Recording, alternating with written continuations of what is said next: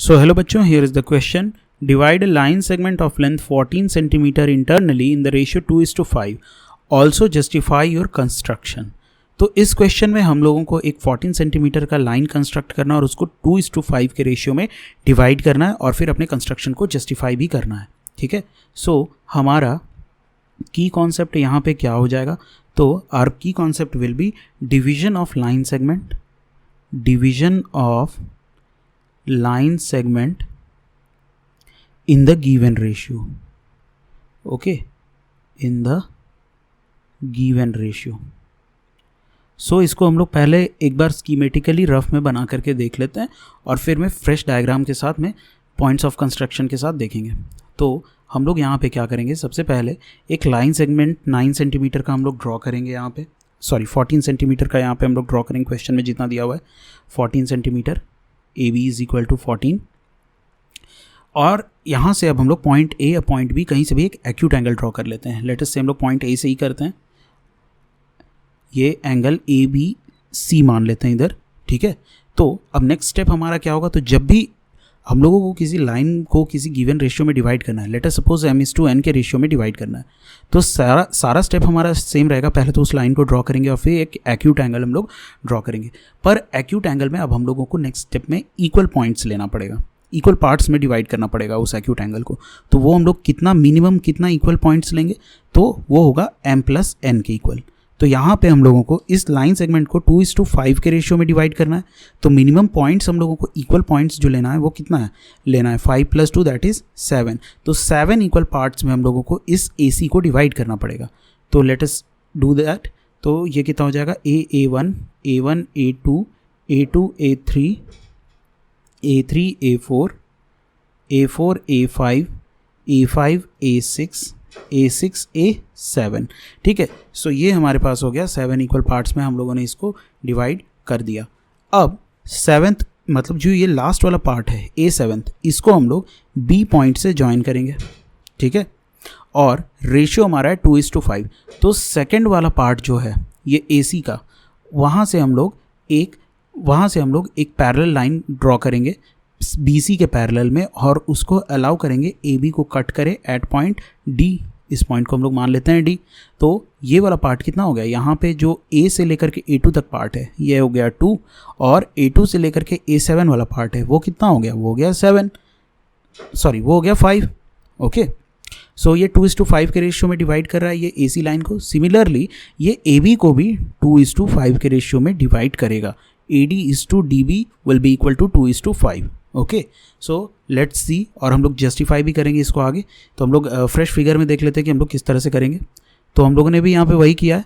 सबसे पहले AB 14 centimetre का हम लोगों ने ड्रॉ किया. उसके बाद में हम लोग एक एक्यूट एंगल AC इधर से ड्रॉ करते हैं. ठीक है. उसमें 7 इक्वल पॉइंट्स में उसको डिवाइड करते हैं. फिर 7th वाले पॉइंट को हम लोग B से ज्वाइन कराते हैं और फिर सेकेंड वाले पॉइंट से A7B के पैरेलल में एक लाइन ड्रॉ करते हैं. ठीक है. ये वाला लाइन, और उसको D पॉइंट पर कट करते हैं.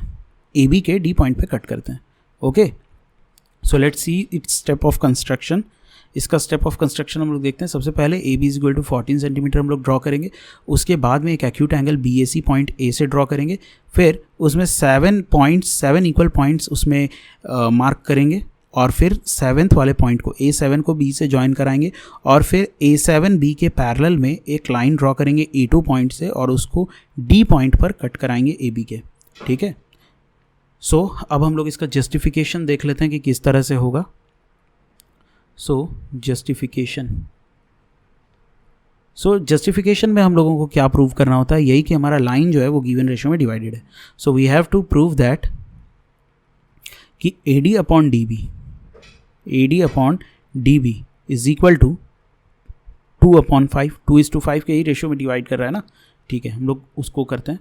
सो यहाँ पे हम लोग प्रूव करते हैं इस चीज़ को. सो प्रूफ में हम लोग लिखेंगे in triangle A2AD and triangle A7AB. यहाँ पे हमारे पास दो ट्राइंगल आ रहा है ना. ये A2AD और A7AB ये दो ट्राइंगल हमारे पास आ रहा है, तो इन दोनों ट्राइंगल में क्या हो रहा है, ये ए एंगल कॉमन हो रहा है और A2D is parallel to A7B, तो इसलिए angle A2D will be equal to A7B corresponding angles. तो उससे ये दोनों ट्राइंगल हमारा क्या हो जाएगा, सिमिलर हो जाएगा। तो उसी चीज़ को हम लोग यहाँ पे लिख लेते हैं। So A2AD angle A2AD is equal to angle A7AB common, और A2D is parallel to A7B by construction। Okay, तो इसका मतलब क्या हुआ, angle ADA2 will be equal to angle ABA7 corresponding angles। तो हमारा ये दोनों ट्राइंगल क्या हो गया, सिमिलर हो गया। Triangle A2AD is similar to triangle A7AB, angle similarity property से, ठीक है। तो यहाँ पे अब हम लोग बेसिक प्रोपोर्शनैलिटी थ्योरम अप्लाई करेंगे।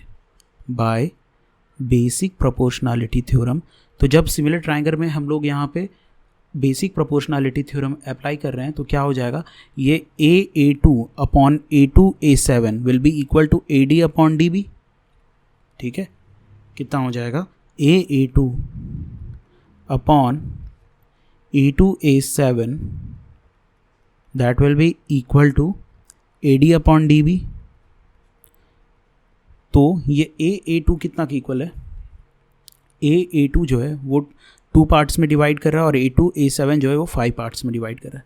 सो ये उतना ही हो जाएगा 2/5 equal to AD upon DB।